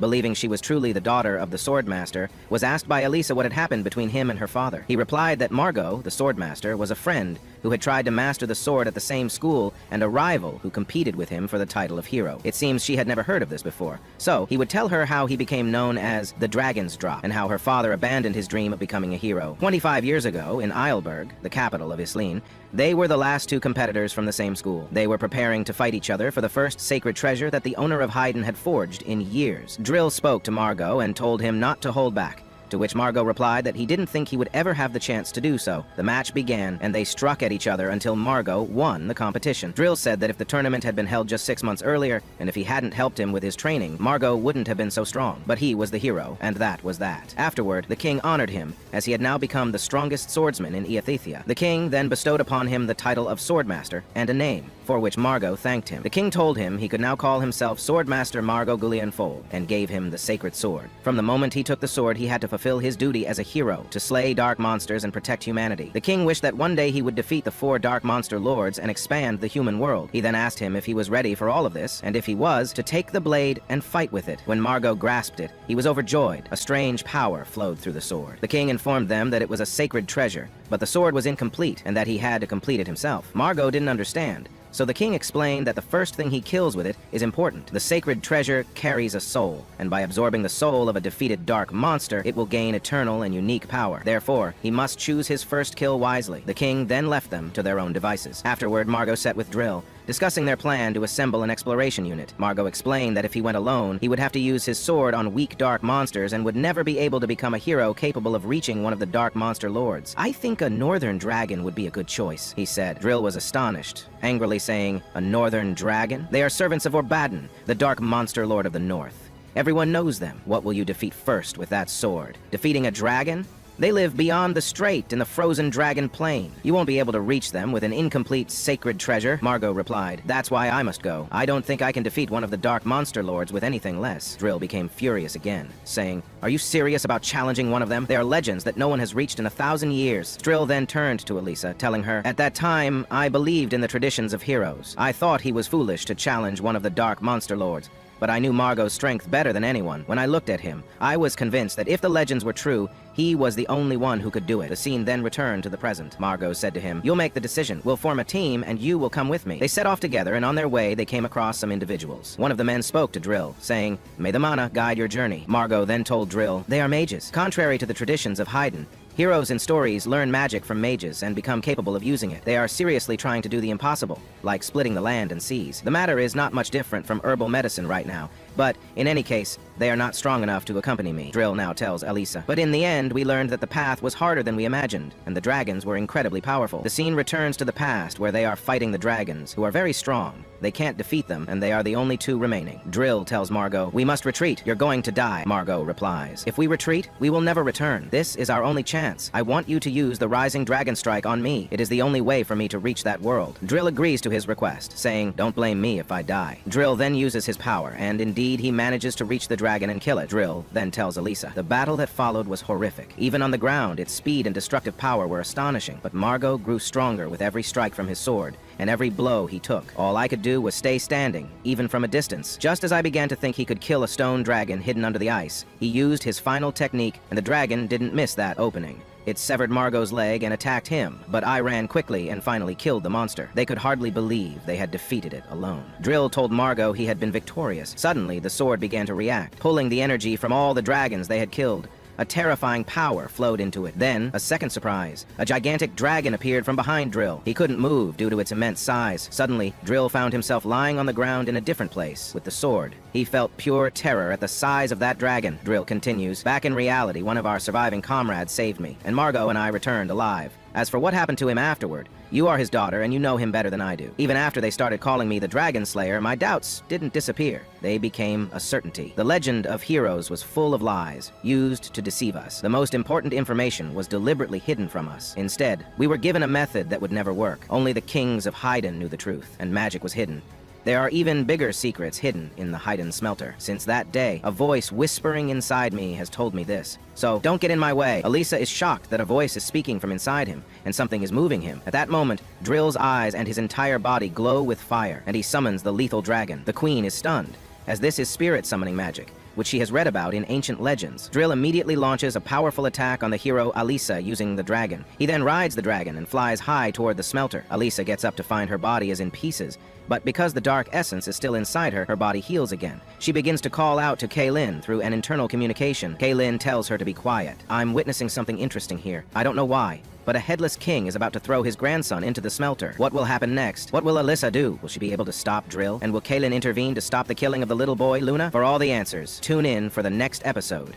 What is a king with no head? In a kingdom ruled by a cursed smelter that demands royal blood, a hero faces an impossible choice. But when a child's fate hangs in the balance, the line between hero, monster, and even a demon lord begins to blur into nothing but ash and despair. Our story begins with Alicia, her voice laced with confusion, speaking to the enigmatic Klein. "A headless king? What does that even mean?" she asks, her mind racing. "Is the monster truly going to throw the child Luna into the smelter?" Just then, the princess appears, emerging from a cloud of smoke. "I escaped from my men," she pants, rushing to Alicia's side. "I had to see if you were safe. I thought Klein had killed everyone." "It's just me," Alicia says, her tone heavy with loss. "The other heroes, they were all killed by Driel." The princess's face falls. "Haiden has no soldiers who can do more than contain Driel's forces within the city. We cannot stop him, not with his sacred treasure and his powerful magic." Alicia looks at her, a glimmer of hope in her eyes. "There's something vital I must tell you.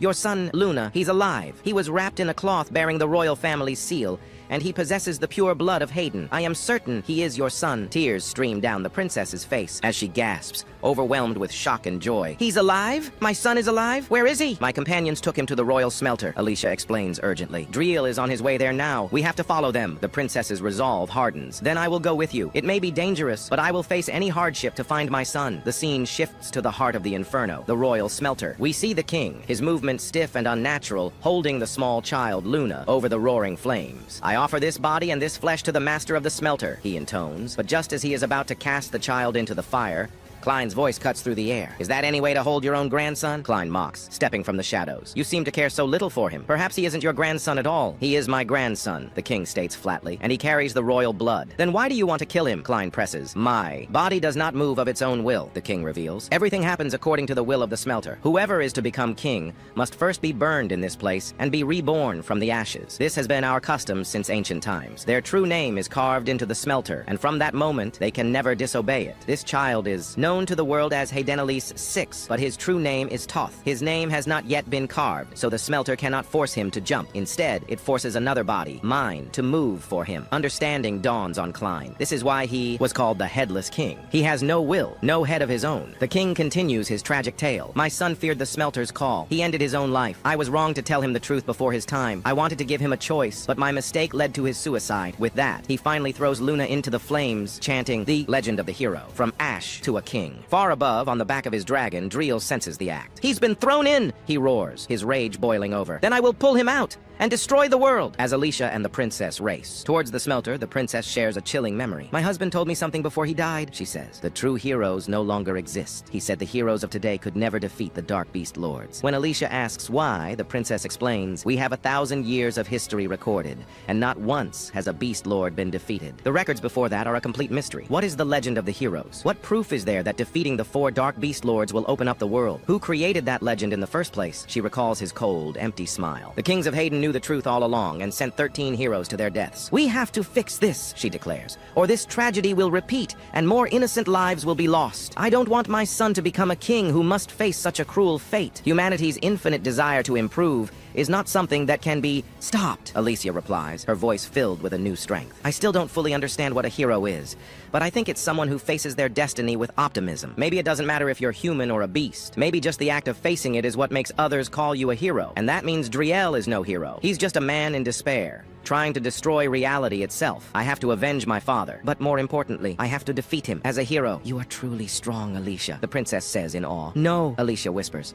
I am weak. Weaker than Driel, and I am terrified of him, weaker certainly than the Dark Beast Lords, but I will fight to the end, to my very last breath. I will never surrender. A shadow crosses her face. Unfortunately, I met someone who would never allow me to do that. Who? The princess asks. Simply, Alicia says, someone I hope you never have to meet. She is, of course, talking about Klein, the mysterious Dark Lord. The scene snaps back to Klein inside the smelter, where the tension has reached its peak. Headless King, Klein scoffs. Did you really think you could outsmart me? How foolish. After you burned the child, wasn't he supposed to be reborn from the ashes? Or did the ritual require the real one after all? Suddenly, the child Luna is safe in Klein's arms. The Headless King understands instantly. In the moment Klein grabbed his arm, he swapped the real baby with a doll. You fool, Klein says, his voice dripping with contempt. You yourself said your body was being used because the child couldn't jump on his own. Now that you've failed, what do you think will happen to your body? You should have known a puppet, like you could never defeat me. At that moment, the king's body crumbles into a pile of ash and dust, falling into the abyss. Now, Klein muses, looking down at the child. Who's next? Let's see who dares try to harm this child while I'm here. He then speaks to the flames themselves. Do you intend to burn both me and Luna? I don't think you understand. The brightest light casts the darkest shadow. I know you're hiding in this fire.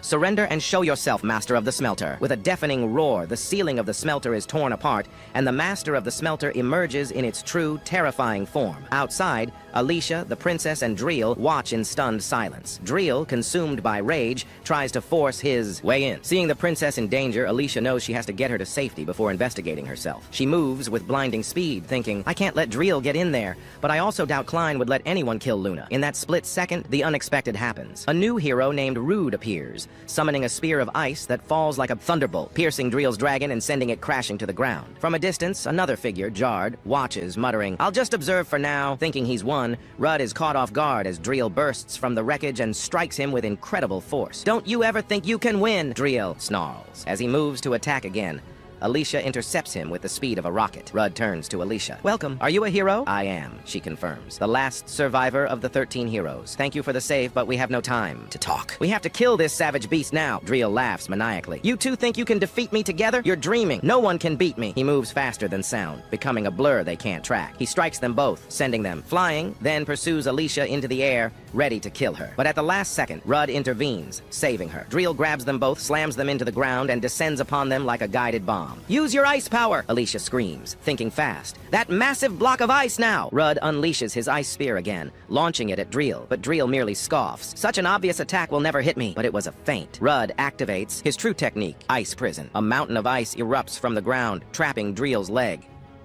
This is Alicia's chance. Leaping from an ice pillar Rudd created for her, she soars high above Driel and unleashes her ultimate attack with her sacred sword, Descending Dragon. She falls like a meteor, striking Driel and cleaving him in two. But instead of blood, a dark, viscous fluid pours from the wound. Driel is not dead. Even in his state, he strikes Alicia with a powerful blow, knocking her sword from her hand and severing her hand at the wrist. Rudd catches her as she falls. Before their horrified eyes, Driel's body reforms. Wings sprout from his back, twisting him into a nightmarish new form. "We can never become true heroes no matter how hard we try," he proclaims, his voice resonating with ancient sorrow. The reason is simple. As a race, we are incapable of it. The very fact that we need stones to use magic proves that the 5 humanoid races of Adathia are inferior. The true humans, the race that once ruled the entire world, have vanished, leaving us with nothing but legends. We are their pawns, humans and dark beasts alike. To end this, every trace of the hero's legend must be destroyed. Driel unleashes a powerful blast of fire. Rudd desperately tries to block it, spinning his sword like a fan to shield Alicia, but the pressure is too much. At that moment, Klein, having witnessed everything,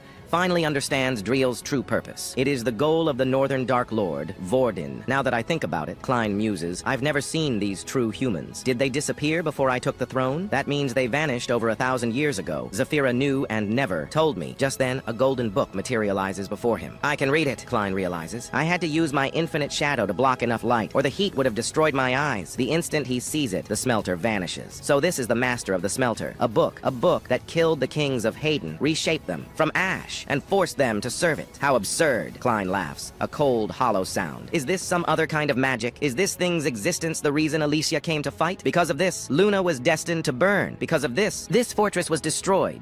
And you plan to annihilate all of humanity? He laughs again. This is meaningless. Absolutely meaningless. I didn't inherit the memories of the previous Dark Beast Lord, but I can imagine our role in guarding our lands exists only to counter a silly legend for a race that has long since vanished. The world is in chaos, and so am I. He gently places the baby, Luna, on the ground. I'm giving up on the idea of destroying humanity, he says to no one. And I don't care about the Book of Thoth. I'm going back to my mountain. I had hoped something might change. The golden book falls to the ground. As Klein turns and walks away, the abandoned child, Luna, begins to cry. What will happen next? Will Klein truly abandon the fight? Can Alicia and Rude stop the transformed Driel? Find out in the next thrilling chapter of this epic tale. Don't forget to subscribe and hit the notification bell to see what happens next. Our final chapter explodes onto the screen amidst a great and terrible battle. The world is on the brink and all stand at the ready. Then from the earth and shadows they emerge, colossal beasts, leviathans of destruction that begin to tear through the homes of the innocent. The army unleashes a barrage of cannon fire, but their efforts are futile. The shells burst harmlessly against the monster's thick hides. The scene cuts to Klin, his voice a cold, detached narration. They say the world was born from chaos, he muses. And if that's true, then so was I. Are these truly my words? Or am I simply bored? He gazes out at the carnage, his eyes reflecting a world drained of color. A gray, monotonous world. He looks down at the small boy in his arms. Why am I still carrying this little monkey with me? With a heartless shrug, he sets the child, Luna, on the ground and begins to walk away. I'm abandoning the idea of destroying humanity, he informs us. I no longer care for the Book of True Humanity,